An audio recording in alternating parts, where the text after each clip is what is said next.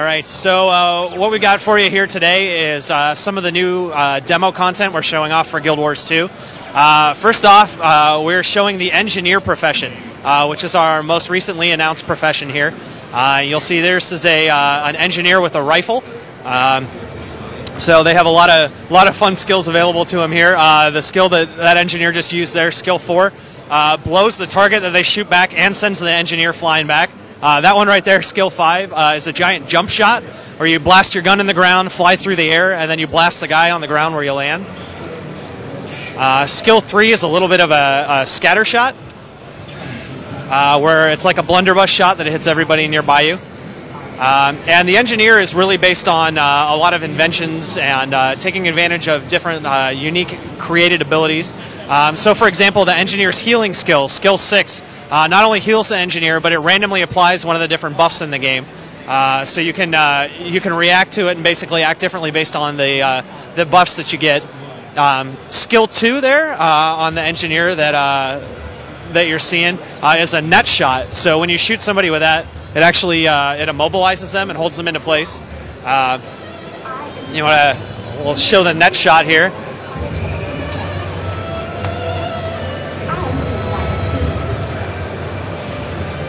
So you can use that in combo together to keep guys off of you while you're blasting them. And then you have some of the utility skills available to you here as an engineer. So skill 7 is a elixir. And this one provides you with one of a number of random buffs as well. So you have a little bit of a random element a bit with some of these skills that the engineer has. Skill 8 is slick shoes. So this is going to apply a little bit of an oil slick to the ground. And things that move through it actually trip and fall down. And skill 9 is your adrenaline shot, and these are some of the utility skills available from you. This removes any conditions your character has and applies the regeneration buff to them.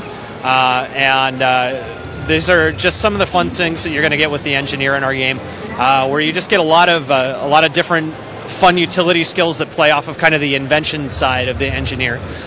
So next we're going to show you something else that's new to our demo today, and this is underwater combat in Guild Wars 2. So you notice as our character goes down into the water, their skill bar has actually changed out, and they've swapped weapons to a completely different skill set that comes available. And we've got a new set of underwater skills that take advantage of the Z-axis the character has available to them. So for example, you can throw out mines here that explode into a little harpoon gun, and you've got a torpedo that you can fire out of it there on your first skill. Skill 5 is a net that your character can put up to trap things that come through there, to get the creatures that are coming up or down below you.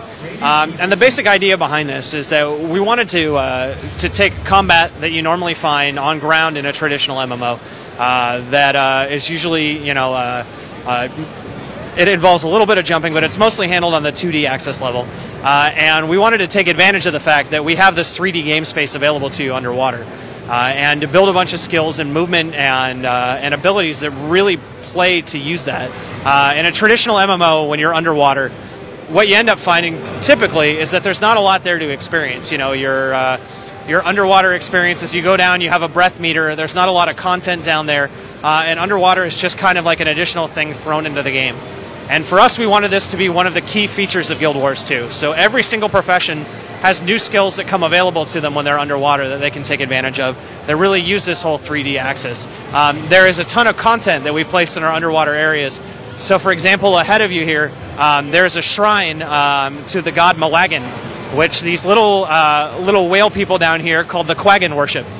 And sometimes pirates will come and attack this shrine and try to kill all the Quaggan that are there. And this is a dynamic event that you can experience just like in the normal game world, but these also happen underwater. And in this one, you're going to have pirates that come down and attack and drive the Quaggan away. And if you protect them, you can get blessings from the little shrine to their god. So a big part of underwater is just having that sense of exploration and discovery. So as you're swimming around underwater in our game, there are a ton of little hidden areas that you can find and little caves and creatures hiding in them. And you can actually find and kick off dynamic events inside of these different areas when you get into them as well. So we want to just have a whole lot of different content that you can find as you're exploring through and going through the game world. So one other interesting thing about combat underwater is above ground, if you tap the movement skills one direction rapidly, you're going to dodge out of the way of stuff. Now underwater you can do the same thing, but you rapidly swim out of the way to dodge out of the way of attacks. So for example, you can see our character here is rapidly dodging to avoid the fish, and then has got it caught in the net, and then is then blasting away at it from a distance here. So we can head back up on land here, and we'll show you off a little bit more about the different weapons that the engineer has available to it, and some of the different things that sets the engineer apart from some of the other professions. We just have to escape from this giant fish here. So one of the things that makes the engineer unique is some of their utility skills they can equip are kits that change out the initial skills on their skill bar. So for example, we can get out we'll get out a bomb satchel, and when you equip the bomb satchel, you'll notice that the first 5 skills on your skill bar have changed now. And the character is holding a bomb satchel, and you can throw fire bombs and concussion bombs, and this is basically a whole new format of skills that comes available to this player. And they have a whole bunch of different kits like this that they can use.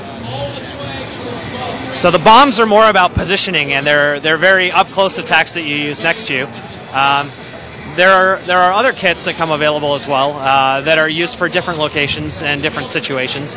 And as you can see here, our character is showing that you can actually hot swap out of these kits in combat and jump back over to your rifle, and now suddenly you're right back into using your rifle skills again to change up the way that you're fighting. So we're going to show you a couple more kits here. As soon as we're out of combat, we'll show a couple more kits. Oh, we've bled to death. This is one of the unique mechanics about Guild Wars 2. When your character dies, you get a last chance to kill other creatures nearby and to bring yourself back to life. So this is, our char here has nothing nearby that they can kill, so unfortunately they're not going to have the ability to do that. So they're going to go to a nearby waypoint and rally. But when you're in that down state, if you manage to kill any creatures, you actually pop back to life and you get a second chance to keep fighting. Also at this point, other characters can come up to you and they can kneel down and res you. And all the characters in the game are capable of resurrecting one another. The idea behind this is so that we build a little bit of a sense of community within our players, where everybody is capable of resing and saving one another if they get into trouble. So other players being nearby is actually a benefit to you. Whereas in a traditional MMO, you don't necessarily want to have other players nearby because they're actually kill stealing from you and stealing your loot and making it harder for you to do your quests. So not only can other characters resurrect one another, but also if one character attacks a creature and somebody comes up and helps them kill that creature, everybody gets loot for it, everybody gets experience for it. So when you're playing with other characters, it's actually a beneficial experience instead of an experience that, you know, you see another character like, oh god, this guy's going to ruin my quest and kill all the stuff that I need. So getting back to the engineer here, we talked about kits. This next kit that the engineer has switched over to is the flamethrower kit. This one's one of my personal favorites. You get a lot of skills where you can unleash a gout of flames in front of you. You can put down a wall of fire that burns everything that gets within it. Oh, and we're back in our down mode here. So we can show this one off. If the engineer is capable of killing somebody in this time, they're going to rally here. So we'll see if they can pull it off. So they're setting mines, they're throwing grenades, they're trying, oh, and they got out of it. They saved themselves. So they're back up again. And they've swapped back over to their flamethrower, and they're going to town with that flamethrower on this guy. They got their flame wall. And you can unleash a little ball of magma that goes to the guy in a concentrated flame shot. And we've taken that one out. All right, so we'll show you one more kit here. We'll show you the turret kit, which is another one of the great things that the engineer has available to it. In this case, it's going to equip the rifle turret.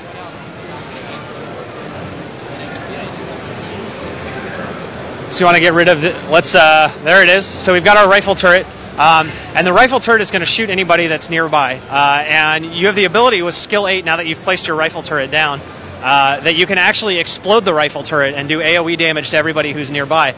So your turret has multi-functions. Comic-Con 2011, what you need to do right now is play. So that's some of the basics of the engineer profession in Guild Wars 2. We've shown you a little about underwater combat and talked a little bit about how our combat system tries to build a sense of community from players being able to play together, not having other players ruin the experience for them, and really trying to build a sense of community within them. And thank you very much for watching this. Guild Wars 2 is set for release on the PC, and we'll be having a beta sometime in the future. The release date at this point is unannounced.